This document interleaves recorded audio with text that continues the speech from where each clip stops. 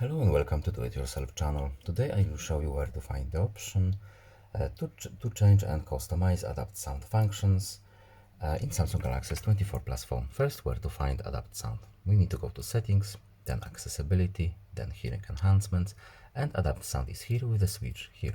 Now we have a few presets. As you can see here, we can customize these presets using this cogwheel here. We can change prefer ear for calls. We can change the sound preference option here. Uh, of course, we can change what the adapt sound is used for.